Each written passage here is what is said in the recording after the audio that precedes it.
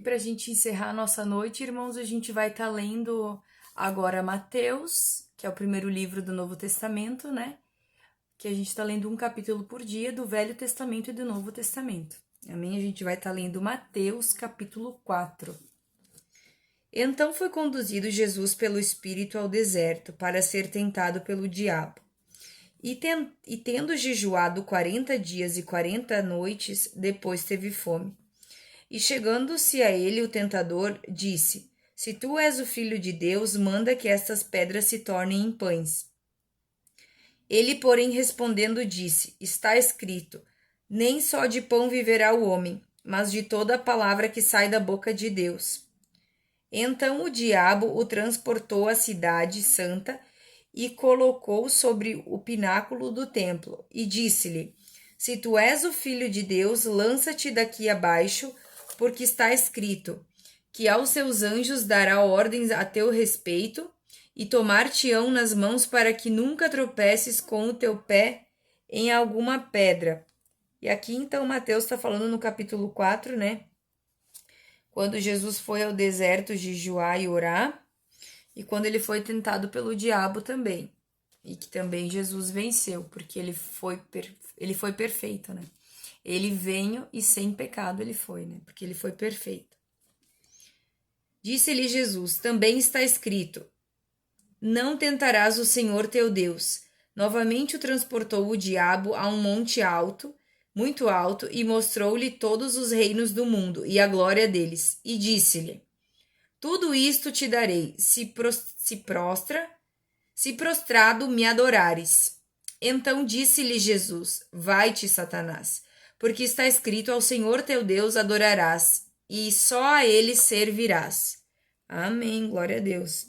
Jesus foi perfeito, né? Ele sabia como vencer todas as tentações e as artimanhas de Satanás, né?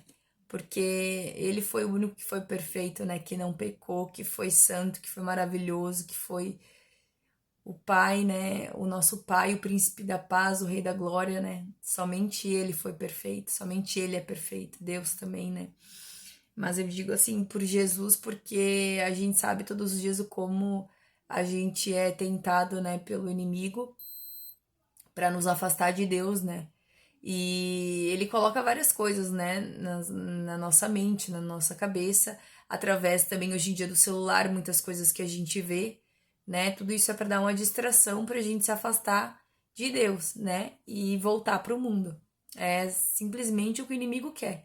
E Jesus foi perfeito, né? Ele soube vencer o inimigo sempre, né? Sempre com a palavra de Deus. Por isso que é importante a gente ler a palavra de Deus e, claro, né? Orando, que também é muito importante, e jejuando, né? Então o diabo o deixa, e eis que chegaram os anjos e o serviram. Jesus, porém, ouvindo que João estava preso, voltou para a Galiléia. E deixando Nazaré, foi habitar em Carfanaum, cidade marítima nos cofins de Zebulon e Naftali, para que se cumprisse o que foi dito pelo profeta Isaías, que diz: A terra de Zebulon e a terra de Naftali, junto ao caminho do mar, além do Jordão, a Galiléia das nações. O povo que estava assentado em trevas viu uma grande luz, e aos que estavam assentados na região e sombra da morte, a luz raiou.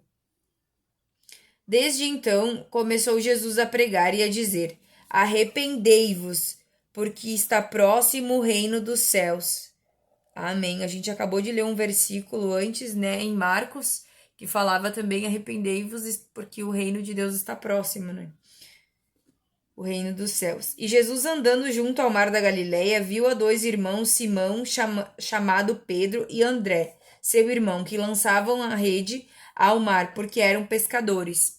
Só voltando ali para dizer, irmãos, sobre o versículo que a gente acabou de ler e agora confirmou na palavra de Deus em Mateus, é uma confirmação de Deus, né? Que a gente sabe que Jesus está voltando, né? Para a gente se arrepender, porque está próximo o reino dos céus. É uma confirmação. Amém? E disse-lhes: Vinde após mim, e eu vos farei pescadores de homens. Então eles, deixando logo as redes, seguiram-no. E adiantando-se dali, viu outros dois irmãos, Tiago, filho de Zebedeu, e João, seu irmão, num barco com seu pai, Zebedeu, consertando as redes, e chamou-os, eles deixando imediatamente o barco e seu pai. Seguiram-no. E percorria Jesus toda a Galiléia, ensinando nas sinagogas e pregando o evangelho do reino, e curando todas as enfermidades e moléstias entre o povo. E a sua fama correu por toda a Síria, e traziam-lhe todos os que padeciam, oprimidos por várias enfermidades e tormentos, os endemoniados, os lunáticos e os paralíticos, e ele os curava. Amém? Então, ali no versículo 24 diz que a fama dele correu por toda a Síria, né? E as pessoas levavam os paralíticos, os endemoniados, os lunáticos, né? Os que estavam com enfermidades e tormentos, e Jesus os curava. E seguia uma grande multidão da Galiléia, de Decápolis, de Jerusalém da Judéia e além do Jordão. Amém? Irmão, se você quiser ir acompanhando a sua leitura em casa, por isso eu sempre deixo ali na legenda qual é o capítulo e o versículo. E a gente sempre vai marcando algo que a gente sentir que é importante. Se a gente for parar para ver, tudo é importante na Bíblia, né? Mas se a gente rabiscar tudo, a gente depois não consegue ler. Mas eu também tenho capítulos e tem versículos que eu acabo sublinhando bastante coisa porque Deus fala comigo e é muito importante para mim me lembrar quando eu precisar em algum momento eu voltar a ler, né? Eu sempre deixo marcado. E eu sempre marco o dia que eu li e essas para marcar, né? E sempre com as canetas assim mais clarinhas para não transpassar o outro lado, porque eu já tive uma outra Bíblia que eu marcava e acabava transpassando o outro lado e depois eu não conseguia ler quando eu precisava.